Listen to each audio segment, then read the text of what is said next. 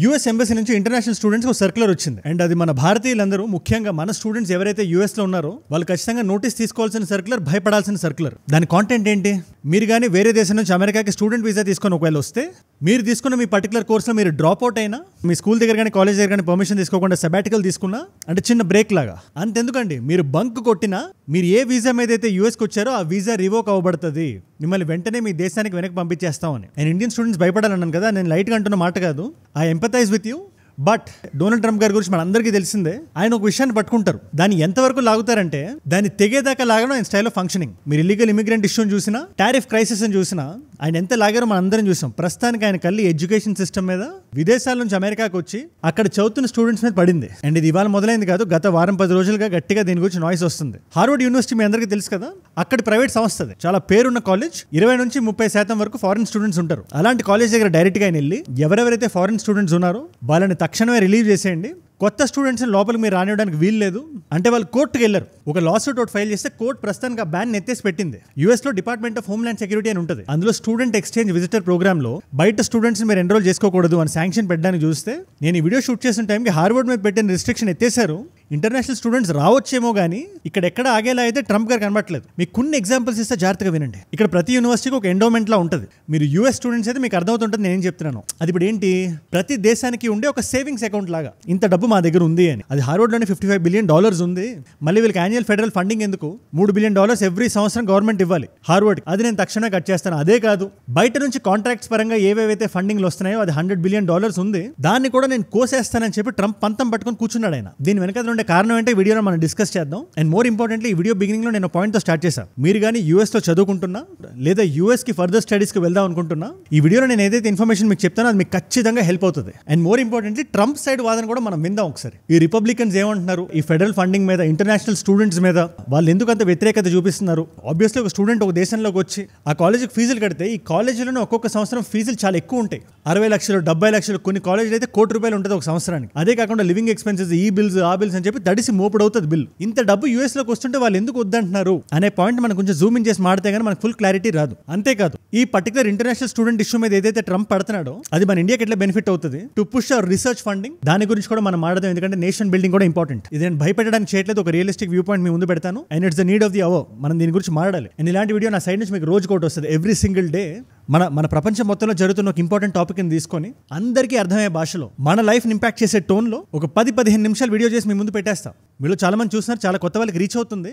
అలాంటి కొత్త వాళ్ళలో కానీ మీరు ఒకళ్ళైతే, నేను వీడియో పెట్టగానే మీ దాకా రావాలి నా డైలీ వీడియోస్ అంటే, కింద కనబడే సబ్స్క్రైబ్ బటన్ నొక్కి పెట్టేసుకోండి. డైలీ చూస్తున్న వాళ్ళు దీనికి ఇంకా వైడ్ రీచ్ ఇవ్వడానికి కింద కనబడే లైక్ బటన్ నొక్కడం మర్చిపోకండి. చేస్తారుగా, సబ్స్క్రైబ్ లైక్ చేస్తారుగా, డన్.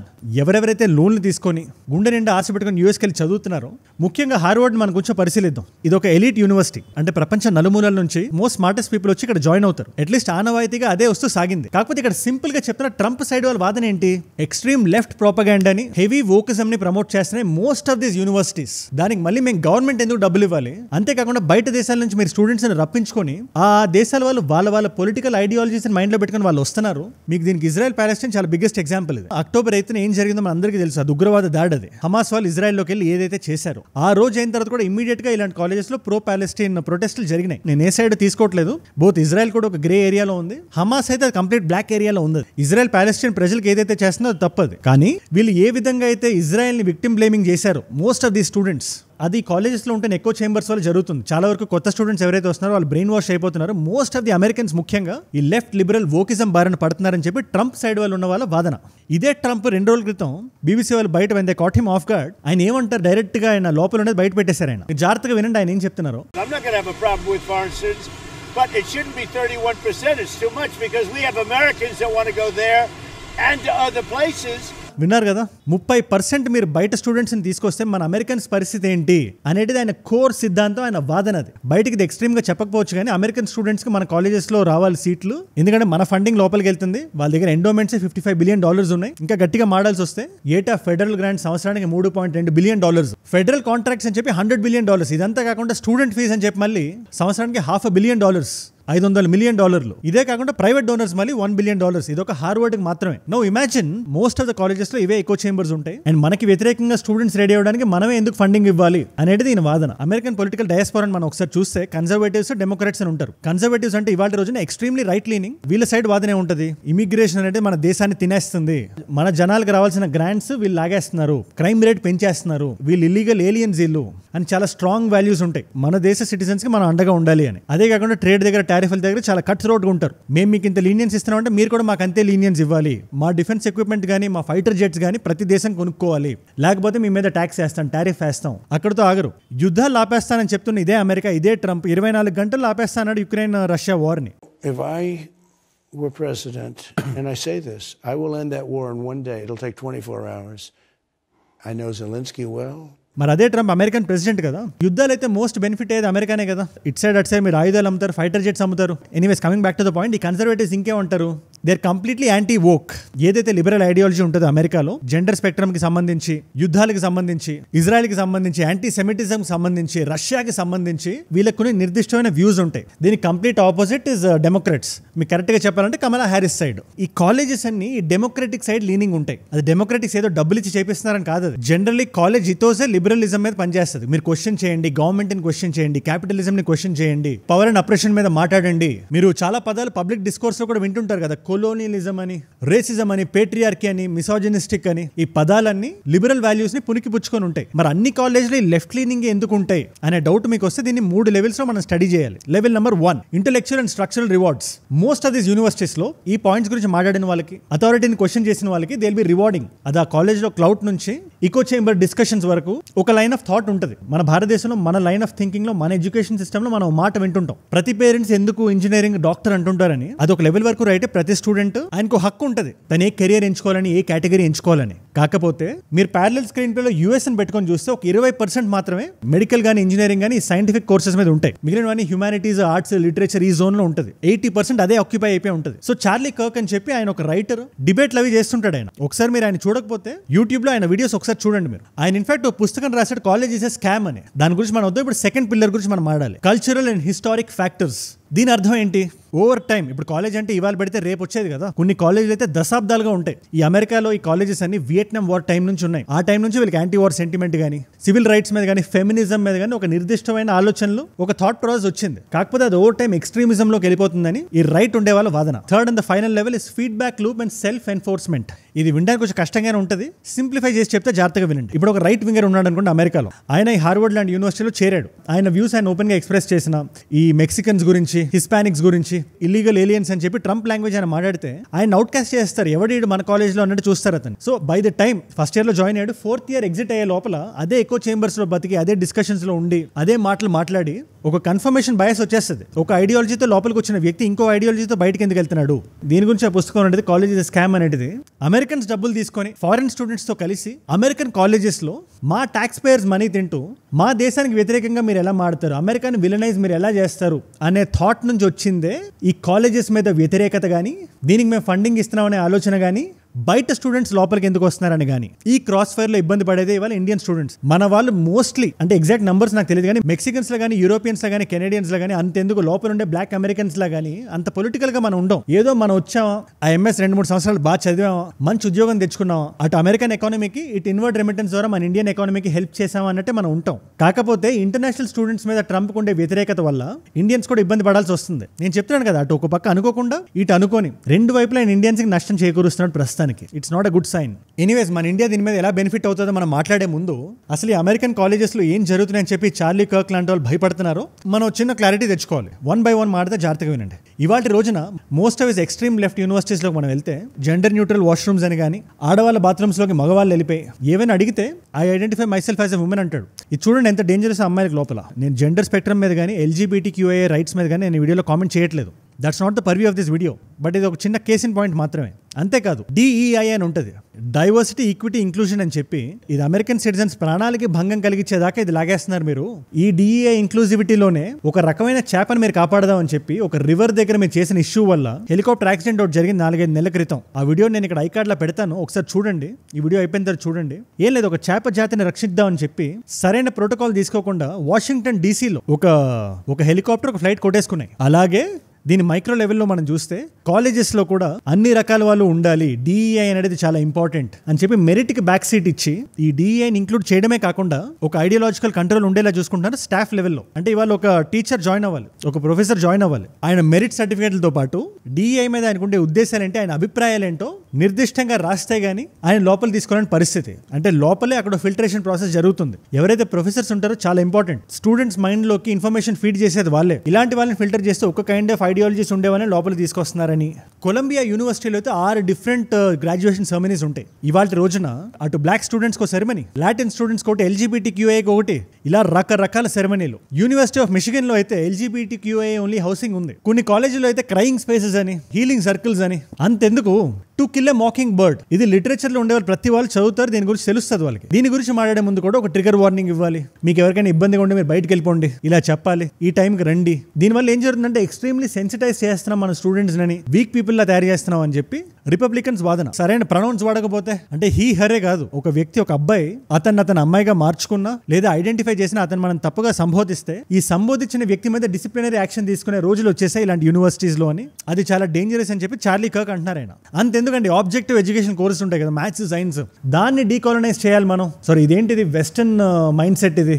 మ్యాథ్స్ అనేది ఆబ్జెక్టివ్ కాదు, సైన్స్ అనేది ఆబ్జెక్టివ్ కాదు, మనం దాంట్లో ఇంకా డీప్గా వెళ్ళాలనే థాట్ ప్రాసెస్ కూడా వస్తుంది. అందుకోసమని స్టూడెంట్స్ మీద కొంచెం హార్ష్గా బిహేవ్ చేస్తున్నారు, కొంచెం కాదు చాలా హార్ష్గా. మీకు కాలేజ్కి వెళ్తే మీకు సక్సెస్ గ్యారంటీ కాదు, ఇది ట్రంప్ సైడ్ వాళ్ళు వాదన. ఇది ఒక డెట్ ట్రాప్లో స్టూడెంట్స్ని పెట్టేస్తున్నారు. మన ఇండియన్ స్టూడెంట్స్కి ఇది బాగా తెలుస్తుంది. మనం అప్పు తీసుకొని వెళ్తాం అక్కడికి, ఆ అప్పు తీర్చాలంటే ఎన్నో సంవత్సరాలు పడుతుంది ఎడ్యుకేషన్ అయిపోయిన తర్వాత. సో మనం సరైన కోర్స్ తీసుకోకపోయినా, సరిగ్గా మనల్ని మనం ఎడ్యుకేట్ చేయకపోయినా, వన్స్ కాలేజ్ అయిపోయిన తర్వాత అసలు గేమ్ మనకు మొదలవుతుంది. సో ఈయన బుక్లో ఈయన ఏం రాస్తాడు, ఒక ట్రక్ డ్రైవర్ కూడా అమెరికాలో సంవత్సరానికి $137K సంపాదిస్తున్నాడు, అంటే ఆల్మోస్ట్ ఒక కోటి కన్నా ఎక్కువ. గ్రాడ్యుయేట్స్ కూడా అంత సంపాదించలేకపోతున్నారు ఇవాళ. దానికి కారణం ఒకటే, మీరు కూర్చొని నార్త్ ఆఫ్రికన్ లెస్బియన్ లిటరేచర్ చదివితే మీకు ఏం వస్తుంది అని ఆయన డైరెక్ట్గా అడుగుతున్నాడు. I know that, but do you think that when we're looking at American competitiveness, studying North African lesbian poetry is going to make us more competitive? అందుకోసమని కాలేజ్ ఈజ్ ఎ స్కామ్ అనేది దాని పాయింట్ ఆఫ్ వ్యూ. మీకు Walmart లాంటి places కూడా graduates మాకు వద్దు, ఎందుకంటే వాళ్ళు బ్రెయిన్ వాష్ అయిపోయి ఉంటారు. మరి అంటే ఉద్యోగ అవకాశాలు కూడా ప్రాబ్లం లేనప్పుడు కాలేజ్కి వెళ్ళి మీరు ఎందుకంటే డబ్బులు స్పెండ్ చేస్తున్నారు అనే థాట్ నుంచి వచ్చి ఇవాళ ఎవరైతే ఇంటర్నేషనల్ స్టూడెంట్స్ ఉన్నారో వాళ్ళ మీద మా అమెరికన్ ఫెడరల్ గవర్నమెంట్ ఎందుకు డబ్బులు ఖర్చు పెట్టాలి? వాళ్ళు ఫీజులు కడుతున్నారు కరెక్టే, కానీ మా డబ్బులు కూడా వాళ్ళ పాకెట్లోకి వెళ్తుంది కదా. వాళ్ళ కాలేజ్లో చదవడం ద్వారా మా గ్రాంట్స్ని వాళ్ళు వాడుకుంటున్నారు కదా, దీనికి మనం అడ్డుకట్ట పెట్టాలి అని ఇవాళ జస్ట్ ఒక అడుగు ముందుకేశారు. కానీ పోను ట్రంప్ గురించి మనకు తెలిసిందే కాబట్టి ఆయన దీన్ని ఎక్కడ దాకా లాగుతాడో అది మీ ఊహకే వదిలేస్తున్నాను నేను. హార్వర్డ్ని ఎగ్జాంపుల్గా తీసుకుందాం. ఇంటర్నేషనల్ స్టూడెంట్స్ రానివ్వను అని చెప్పాడు, వాళ్ళు కోర్టుకి వెళ్ళి స్టే ఆర్డర్ తెచ్చుకున్నారు, ప్రస్తుతానికి అది ఎత్తేసారు. లేదు ఇప్పుడు నేను వచ్చే డబ్బులు నేను ఆపేస్తాను, ఏదైతే గవర్నమెంట్ ఫెడరల్ గ్రాంట్ ఉందో $3 బిలియన్, అదే కాకుండా కాంట్రాక్ట్ బేస్డ్ గ్రాంట్స్ ఉంటాయో రకరకాల ప్లేసెస్ నుంచి $100 బిలియన్ ఆ కాలేజ్కి వస్తుంటుంది కదా, దాన్ని కట్ చేస్తానంటాడు ఆయన. ఆయన కొడుక్కి హార్వర్డ్లో సీట్ ఇచ్చుంటే ఈ రోజు ఈ పరిస్థితి ఉండేది కాదు కదా అని చెప్పి అక్కడ చాలా మంది అంటున్నారు. ఆ ఈగో కూడా ఉండుండొచ్చు ఈయనకి. బ్యారన్ ట్రంప్ అని చెప్పి ఆయన ట్రై చేశాడు, ఆ కాలేజ్లో రాలేదు ఆయనకి సీట్. అందుకే చెప్తున్నది మైక్రో లెవెల్లోనే స్టార్ట్ అయింది. కానీ వాళ్ళు కొత్తగా రిలీజ్ చేసిన సర్క్యులర్ కానీ అంతెందుకు, ఇవాళ ఐడియాలజీ ఇంకొంచెం డీప్గా వెళ్ళి ఎవరెవరైతే స్టూడెంట్స్ లోపలికి వస్తున్నారో, ఇండియన్ స్టూడెంట్స్ కానీ, యూరోపియన్ స్టూడెంట్స్ కానీ, ఆఫ్రికన్స్ కానీ, కెనేడియన్స్ కానీ, మెక్సికన్స్ కానీ, ప్రతి స్టూడెంట్కి ఇవాళ ఒక స్క్రీనింగ్ జరుగుతుంది. మీ సోషల్ మీడియా పోస్టులు ఏంటి, అది దేనికి సంబంధించి ఉన్నాయి, వాటి వెనకాల ఉండే ఐడియాలజీ ఏంటి, అది యాంటీ అమెరికా ఉన్నాయా లేవా, ఇవన్నీ చెక్ చేసి తర్వాత వీసా ఇవ్వండి అని ఒక డైరెక్టరేట్ వచ్చింది ఇవాళ. Social media screening was applied selectively targeting students involved in the pro-Palestine demonstrations. At Harvard, hundreds of students and faculty staged protest on Tuesday. అది ఎంతవరకు సీరియస్గా తీసుకొని అది ప్రయత్నిస్తారో మనకు తెలియదు. కానీ ట్రంప్ తీసుకుంటున్న చాలా రాడికల్ డెసిషన్స్లో ఇది కూడా ఒక డెసిషన్లా కనబడుతుంది నాకు. ఎందుకంటే most of the students, India నుంచి 3 లక్షల స్టూడెంట్స్ ఉన్నారు జస్ట్ ఒక సంవత్సరంలోనే. అంటే మనమే ఒక 30-40% ఆఫ్ ద స్టూడెంట్స్ ఇంటర్నేషనల్ స్టూడెంట్స్లో. అలాంటి స్టూడెంట్స్ మీరు రాకుండా ఆపేస్తే ఎంత డబ్బు నష్టం ఉంటుంది తెలుసా? దాన్ని పక్కన పెడదాం. I strongly believe in freedom of speech. ఏ దేశస్తుడైనా అవనివ్వండి, ఏ ఐడియాలజీ అయినా ఉండనివ్వండి, అది రైట్ అవనివ్వండి, లెఫ్ట్ అవనివ్వండి, లిబరల్ అవనివ్వండి, కన్జర్వేటివ్ అవనివ్వండి, ఏదైనా మనం దేన్ని ఎరేస్ట్ చేద్దాం చూడకూడదు. ఎరేస్ట్ చేసే కొద్దికి అది ఇంకా స్ట్రాంగ్ అవుతుంది ఆ వాయిస్ అని నేను చాలా బలంగా నమ్ముతాను నేను. ఇన్ఫాక్ట్ ఇది ఎఫెక్టివ్ ఇమీడియట్లీ అని చెప్పి ఒక సర్క్యులర్ వదిలేరు. అంటే నాకు తెలియదు, మీరు వెళ్తుంటే మీరు నాకు చెప్పాలి. కొత్తగా అప్లై చేస్తున్న వాళ్ళు మీ సోషల్ మీడియా స్క్రీనింగ్ జరుగుతుందా లేదా, జరిగితే ఎలా జరుగుతుంది అది. బట్ ఏదైతే మొత్తం వేలిపెట్టి కెలిగేస్తున్నాడు. దీంట్లో మన భారతీయ స్టూడెంట్స్ ఉన్నారు కాబట్టి చాలా బాధాకరం. మనకి ఎటువంటి దురాలోచన ఉండదు అమెరికా పట్ల కానీ, వాళ్ళ పాలిటిక్స్ పట్ల కానీ. ఏదో మన ప్రీవియస్ జనరేషన్ కన్నా మన జనరేషన్ ఇంకా బెటర్ అవ్వాలి, బాగా సంపాదించాలి, ఆ దేశంలో సెటిల్ అవ్వాలి. అండ్ పరాయి దేశాల్లో సెటిల్ అయిన వాళ్ళ మీద కూడా కొంచెం తక్కువ చూపు ఉంటుందేమో కానీ మన స్ట్రాంగ్ ఆలోచన ఆలోచిస్తే ఎన్ఆర్ఐస్ వల్ల మనకు వస్తున్న ఇన్వర్డ్ రిమిటెన్స్ ఎంతో తెలుసా మీకు? హ్యూజ్ నంబర్స్ లో ఇండియాకి డబ్బులు ఇన్వర్డ్ వస్తుంటది. వాళ్ళ ఇంటికి పంపించినప్పుడు, ఆ ఇంటికి పంపించిన డబ్బులతో ప్రాపర్టీస్ కొన్నప్పుడు, ఆ ప్రాపర్టీస్ మీద ట్యాక్సులు కడుతున్నప్పుడు ఆ గవర్నమెంట్ ఆ డబ్బులు ఎక్కడికి వెళ్తుంది? గవర్నమెంట్ దగ్గరికి కదా. మన హొరైజన్స్ మనం బ్రాడ్ చేసుకోవాలి. ఇవాళ అమెరికా మన మీద ఎక్కడ పడితే అక్కడ శాంక్షన్ చేస్తుంది, ఇండియన్స్ మీద ఏదో పగ ఉన్నట్టు ప్రవర్తిస్తుంది. బట్ మన ఇంటర్నల్ గా స్ట్రాంగ్ గా ఉండాలి. ఎటువంటి కష్టం వచ్చినా nothing will stay for ever. Trump అనేవాడు ఇవాళ ఉంటాడు, రేపు వెళ్ళిపోతాడు ఆయన. బట్ మీరు గుర్తించాల్సింది ఏంటంటే అమెరికా చాలా డేంజర్ లో ఉంది ఇప్పుడు. That's the fact. $36 trillion debt లో ఉంది. అంత అప్పులు తీసుకొని ఉంది. ఊరికనే రావుగా డబ్బులు. మీకు ఇష్టానుసారంగా మీరు ఖర్చు పెట్టి, వాళ్ళు ఐరన్ డోమ్ అన్నారంటే మనం గోల్డెన్ డోమ్ అని, డిఫెన్స్ మీద ముందు వెనక చూడకుండా ఫైటర్ జెట్స్ మీద ఇంత ప్రైజింగ్ పెట్టేసి, దానికన్నా బెటర్ ప్రైజింగ్ లో బెటర్ ప్రొడక్ట్స్ ఇవాళ మనకి రష్యా నుంచి వస్తున్నాయి, ఫ్రాన్స్ నుంచి వస్తున్నాయి. అంతెందుకు మన 5th generation జెట్ ఇవాళ అప్రూవ్ అయింది. అది ఎక్కడ దాకా వెళ్తుందో మనకు తెలియదు. So it's a falling society. అది అందరికీ తెలియాల్సిన విషయం. ఇవాళ అది టాప్ లో ఉండొచ్చు, బట్ చైనా 2028 కల్లా దాటేస్తుంది అని చెప్పి ఎక్స్పర్ట్స్ చెప్తున్నారు మనకి జీడీపీలో. అక్కడతో కాదు, అమెరికా ఇవాళ ఏదేదైతే చేస్తుందో డచ్ ఎంపైర్ అదే 17th centuryలో చేసింది. మనం ఒక్కసారి 1600కి వెళ్తే మనం ప్రపంచం మొత్తంలో కూడా అతి రిచెస్ట్ ఎంపైర్. అది చాలా బలమైన ఎంపైర్. అవసరానికి మించి ఖర్చు పెట్టింది, ఓవర్ కాన్ఫిడెన్స్ ప్రదర్శించింది. We're invincible. దీన్ని అండర్లైన్ చేసి పెట్టుకోండి. వీఆర్ ఇన్విన్సిబుల్ అనుకుంది ఆ రోజు డచ్. ఇవాళ అమెరికా అలాగే అనుకుంటుంది. నన్ను ఎవడు పీకుతాడు అనుకుంటుంది. అక్కడ చైనా వాడు రెడీగా లైన్ లో ఉన్నాడు, నెత్తి నిండా అప్పులు ఉన్నాయి. ఇవాళ రోజున ఇంత రాడికల్ డెసిషన్ తీసుకోవడం అవసరమా? నేను వాళ్ళ పాయింట్ ఆఫ్ వ్యూ కూడా చెప్పాను ఈ వీడియోలో. బట్ మీరేమనుకుంటున్నారు నాకు కింద కామెంట్స్ లో రాయండి. అంతేకాదు, ఇవాళ నిజంగా ట్రంప్ దీన్ని లాగేసి ఇంటర్నేషనల్ స్టూడెంట్స్ యూఎస్ కి రాకుండా చేస్తే the next important country will be India. I'll tell you why. Majority of the other countries English friendly కాదు. ఇవాళ మనకి IITs ఉన్నాయి, IISCs ఉన్నాయి, టాప్ లీగ్ లో ఉన్నాయని చెప్పట్లేదు. IITs చూసుకుంటే టాప్ 500 కిందకి వస్తాయి కావచ్చు, కానీ నిజంగా మన జీడీపీలో ఎడ్యుకేషన్ మీద, రీసెర్చ్ మీద, ఎందుకంటే మనకి టాలెంట్ పూల్ ఉంది, మన స్టెమ్ చాలా స్ట్రాంగ్ గా ఉంది. Science, technology, engineering, mathematics.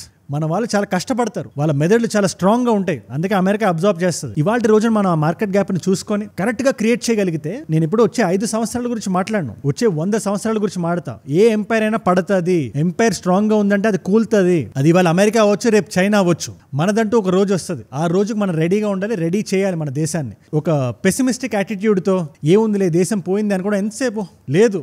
ఇవాళ మనం కష్టపడితే 100 సంవత్సరాల తర్వాత మన నెక్స్ట్ జనరేషన్స్ మనల్ని గుర్తుపెట్టుకుంటాయి, మనం థ్యాంక్ చేస్తాయి. మన పూర్వీకులు మన కోసం కష్టపడ్డారు, అందుకోసం మనం ఈ స్థాయిలో మనం నిలబడ్డాం అని వచ్చే జనరేషన్స్ మన గురించి మాట్లాడుకుంటాయి. అలా మాట్లాడుకోవాలంటే ఇవాళ మనం కష్టపడాలి. ఇవాళ హ్యూజ్ మార్కెట్ గ్యాప్ ఉంది ఎడ్యుకేషనల్ ఇన్స్టిట్యూట్స్ గురించి. అది ప్రైవేట్ అయి ఉండొచ్చు, గవర్నమెంట్ రన్ అయి ఉండొచ్చు. దాన్ని మనం అబ్జర్వ్ చేయాల్సిన అవసరం ఎంతైనా ఉంది. ముఖ్యంగా R&Dలో, రీసెర్చ్ అండ్ డెవలప్మెంట్. నాకు ఎంతసేపు చెప్పడం లేదు అమెరికా చాలా అన్యాయం చేస్తుంది, లేదా అమెరికా ఇండియన్స్ మీద పగబట్టేసింది, అందుకే వెనక్కి పంపించేస్తుంది అని. I didn't go that route. నేను ఆ రూట్లో వెళ్ళదలుచుకోవట్లేదు. నిజం వైపు నిలబడదాం మనం. వాళ్ళ పాయింట్ ఆఫ్ వ్యూ మీకు చెప్పాను. ఈ ఎడ్యుకేషన్ ఇన్స్టిట్యూట్స్ వల్ల, వాళ్ళు తీసుకుంటున్న డబ్బు వల్ల, వాళ్ళు క్రియేట్ చేస్తున్న అన్రెస్ట్ వల్ల అమెరికా ఇబ్బందుల్లో పడుతుంది. సో వాళ్ళ సైడ్ నుంచి వాళ్ళు తీసుకున్న డెసిషన్ అది. కాకపోతే అది మనకి ఇబ్బంది కలిగిస్తుంది. నేను అందుకే కాయిన్కి 2 సైడ్స్ చెప్పాను మీకు. You need to be well informed అని. ఎవరైనా పిల్లలు చూస్తున్నా, పేరెంట్స్ చూస్తున్నా, యూఎస్కి వెళ్దాం అనుకుంటున్నా, అక్కడ ఎడ్యుకేషన్ పర్సూ చేద్దాం అనుకుంటున్నా, లేదా అలాంటి వాళ్ళు మీకు తెలిసినా కూడా ఈ వీడియోని ఒకసారి వాళ్ళతో షేర్ చేయండి. Spread the word. జనరల్గా షేర్ అనే విషయాన్ని నేను చెప్పను ఎక్కువ, బట్ ఇలాంటి వీడియోస్ షేర్ అవ్వడం చాలా ఇంపార్టెంట్. మనలో చాలా మందికి యూఎస్ ఆస్పిరేషన్స్ ఉంటాయి, బట్ అక్కడ పొజిషన్ ఏంటో కూడా మనం తెలుసుకోవాలి కదా. ఒక రియాలిటీ చెక్ మనకి రావాలి కదా అనేది నా పాయింట్ ఆఫ్ వ్యూ. ఎనీవేస్, దీని గురించి మీ దగ్గర ఏ కామెంట్ ఉన్నా, మీరు అమెరికాలో ఉండి మీ పర్సనల్ ఎక్స్పీరియన్స్ ఏదైనా మీరు నాతో షేర్ చేద్దాం అనుకున్నా కింద కామెంట్స్లో రాయండి. నాతోనే కదా, మనందరితో. లెట్ మీ నో అక్కడ సిచ్యువేషన్ ఎట్లుంది అని. ఎందుకంటే మీరు ఎక్కడ ఉన్నారు, మీకు మాకన్నా బెటర్గా తెలుస్తుంది. వాట్ ఈస్ గోయింగ్ ఆన్ చెప్పండి మాకు. ఇవాళ multiple choice question. Bill Clinton president గా ఉన్నప్పుడు చైనా WTOలోకి వచ్చి జాయిన్ అయింది. ఆ రోజున ఆయన చాలా పొగిడాడు కూడా చైనాని. ఇవాళ అదే చైనా వాళ్ళని దాటేస్తుంది అనుకోండి. ఏ సంవత్సరంలో చైనా జాయిన్ అయింది, ఏ సంవత్సరంలో బిల్ క్లింటన్ పొగిడాడు చైనాని, దట్ ఇది క్యాపిటలిజం కు చాలా మంచి పుష్ అని. Option A is 2000, option B is 1998, option C is 2002, option D is 1996. తెలిస్తే కింద రండి. తెలుసుకుందాం అనుకుంటే మా Instagram is a great place. మీకు అజయ్ ఫ్రమ్ ఏజూడ్ అని ఉంటుంది. అజయ్ ఫ్రమ్ అని రాస్తుంటే పక్కన వచ్చేసారు tick mark and 1+ million followers ఉంటారు. టక్కన వచ్చేసేయచ్చు and you can connect with me. ఇలాంటి వీడియోస్ అక్కడ రీల్స్ లో చూడొచ్చు. నా లైఫ్ లో నా చుట్టూ ఏం జరుగుతుందో. అంతెందుకు ఇలాంటి వీడియో ఐడియా టాపిక్ ఏదైనా ఇద్దాం అనుకున్నా, ఈ క్వశ్చన్స్ ఆన్సర్స్ తెలుసుకుందాం అనుకున్నా, Instagram is a great place. ఒకవేళ ఇక్కడ లేకపోయినా మన టీం నడిపే పేజ్ ఒకటి ఉంటుంది, ఏజూడ్ రీల్స్ అని. క్వశ్చన్స్ ఆన్సర్ అయితే అక్కడ ఖచ్చితంగా వచ్చేస్తుంది. Definitely come, let us connect. And ఈ వీడియోని మీరు చూసారా? అసదుద్దీన్ ఓవైసీ గారు ఆయన చాలా ధీటైన సమాధానం ఇచ్చారు పాకిస్తాన్కి. ప్రపంచం ముందర ఎక్స్పోజ్ చేశారు అనుకోండి. ఆ వీడియోని ఫుల్ గా ఎక్స్ప్లెయిన్ చేస్తూ క్లారిటీగా చెప్పాను మన అసద్ గారి గురించి. ఆ ఐకార్డ్ ఇక్కడ ఉంది. ఒకవేళ ఐకార్డ్ లేకపోయినా కూడా జస్ట్ ఒక్క వీడియో ముందు ఉంటుంది అంతే, చెక్అవుట్ చేసేయండి. అండ్ మీరు ఇక్కడ దాకా నా వీడియోలో స్థాయిలో వచ్చారంటే నా వీడియోస్ మిమ్మల్ని ఆకట్టుకుంటున్నాయి అని ఒక వాల్యూ పొందుతున్నారు. Let me tell you, thank you so much. దానికి మించి నా దగ్గర ఒక్క పదం కూడా లేదు. లైఫ్ లాంగ్ గ్రాటిట్యూడ్, జీవితం మొత్తం కూడా సరిపోదు. మీరు రోజు నా వీడియో చూద్దామని ఫిక్స్ అయ్యారు కదా, దానివల్ల ఎంత మందికి రీచ్ అవుతుందో తెలుసా? అండ్ అలాంటి కొత్త వాళ్ళలో మీరు ఒకళ్ళైతే నా డైలీ వీడియోస్ మిస్ అవ్వకుండా చూడండి. ఈ పాయింట్ వరకు వచ్చారు కదా, సో కింద కనబడే సబ్స్క్రైబ్ బటన్ నొక్కి పెట్టేసుకోండి. నేను వీడియో పెట్టగానే మీ దాకా వచ్చేస్తుంది. ఆనెస్ట్లీ చెప్తున్నా, ఈ వాచ్ టైం, ఈ రిటెన్షన్ జీవితాంతం మీకు ధన్యుండి. ఇలాగే సపోర్ట్ చేస్తూ ఉండండి. ఏ రోజు మిస్ అవ్వకుండా మీ ముందుకు వీడియో తెచ్చేస్తాం. మిమ్మల్ని అందరినీ రేపు ఇంకో వీడియోతో కలుస్తాం. మనందరం కలిసి పెరగాలి, కలిసి ఎదగాలి. Let us all grow together. Let us all rise together. Rise above ignorance. Rise above arrogance. Rise above hate. ఏ జూడ్ అంటే మనం. జై హింద్, జై భారత్, జై ఆంజనేయ. ఓం నమః శివాయ.